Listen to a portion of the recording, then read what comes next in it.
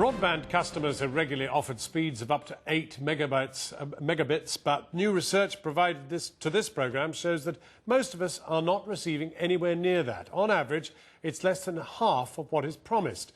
The British Chambers of Commerce are warning that Britain's broadband system is facing gridlock as more of us download music and video from the net. So why is it slowing down, and what is the solution? Our technology correspondent Benjamin Cohen has been investigating. Speed is everything when it comes to broadband, enabling us to watch video online, listen to music and share photographs. It's vitally important to many companies too. But now one of Britain's most prominent business leaders says demand is so great that the net's clogged up and it's heading towards gridlock.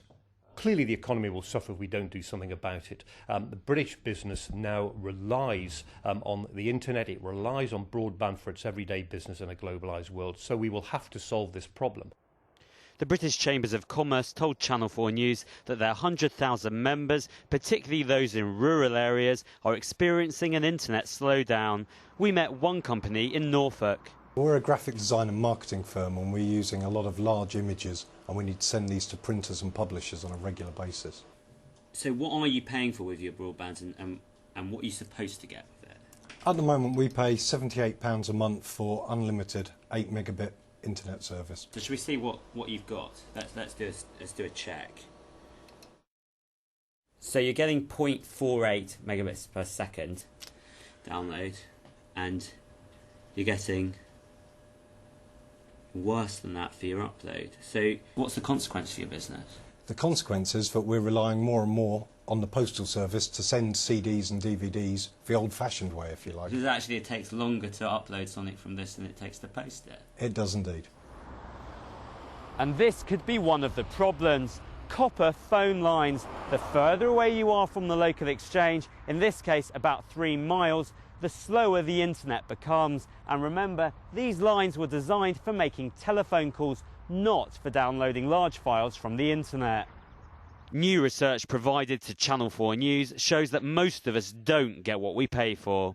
The survey of 18 internet service providers found that on average, customers promised up to 8 megabits per second got just 41% of that. O2 was the best performer with an average download speed of almost 6 megabits. BT customers got less than half the expected speed, and they're only just ahead of Orange. The slowest of all was Toucan, with an average download speed of just over 2 megabits per second. That's hardly more than a quarter of the advertised speed. Though the company's concern challenged the accuracy of these figures compiled from online speed checks. The BBC's Iplayer, 4 months after launching, now takes up 5% of UK internet traffic. Some ISPs are blaming the BBC for slowing the net down and even suggest that they should pay to improve it. For some reason, people focus on the BBC. The truth is there are other services like YouTube, there are things from ITV, services from ITV, there are services from Channel 4, from your own service out there, 4OD for example. So maybe the combination of all these services combined may have that impact. One option to upgrade the net would be fibre optic cables running to every home in Britain, but that could cost more than £25 billion. The government isn't offering to pay, and neither Virgin Media or BT are willing to dig up more roads yet. But in France they are, some homes getting 20 times the average internet speed in Britain. We are setting up a new network with new cables, with this kind of cables. And so outside the buildings, we are reusing the ducts we have under the street, so we don't have to open the street, which is very disturbing for the people. And his advice to the UK? Perhaps do as we do. We don't know if the government will follow his advice. They are conducting an independent review of how to deliver faster broadband to the UK. But can the economy afford to wait for the outcome? I do know, with real experience, is this problem needs to be solved, because British business, in a sense, will grind to a halt if the position's not resolved. So with business leaders demanding an upgrade to our broadband infrastructure, will anyone actually step forward to foot the £25 billion bill?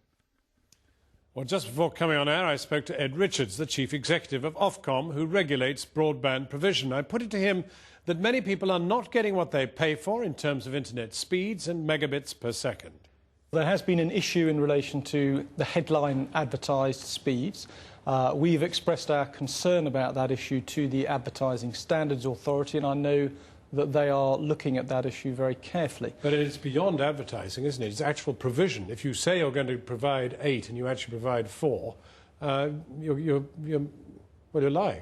Well, I think the providers are very careful to say that they're providing, for example, up to 8 megabytes per second, but I recognise the issue. It's a serious matter, and we are working currently in dialogue with industry to try and develop a voluntary code which we would want all of industry to sign up to, which would ensure that there was clear information and real transparency about what speeds as an individual or as a household you could truly expect in light of the connection that you actually have.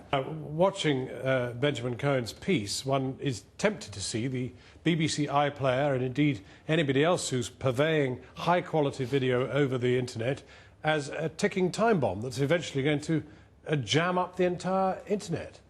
Well, we could also see those services as the latest wave of exciting services that we all enjoy on the internet. Do you think they're going to crash the system? Eventually, of course, services of that kind, and there are many, many others as well, place greater pressure on the network and the capacity in the network.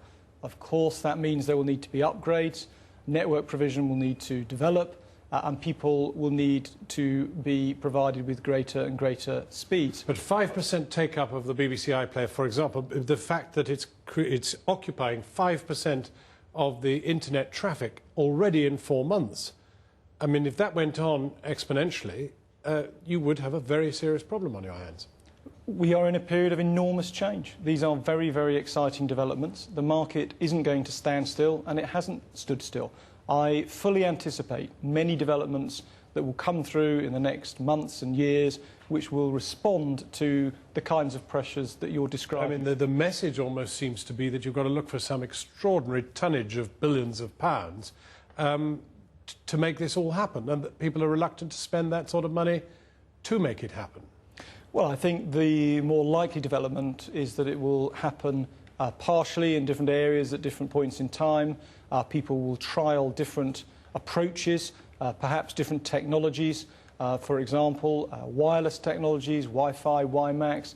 Also Virgin Media, for example, are already beginning to roll out much higher speeds in their network. That covers over 50% of the country. To use a well-oiled phrase, crisis, what crisis? Ofcom says no crisis. No, Ofcom says this is an urgent and pressing matter. There are things the regulator can do. There may well be things that government can do as well. There are certainly things that industry can do. We're working very hard with industry and with others to ensure that those things that need to be done are done in a good and timely way. The boss of Ofcom, Ed Richards, talking to me earlier.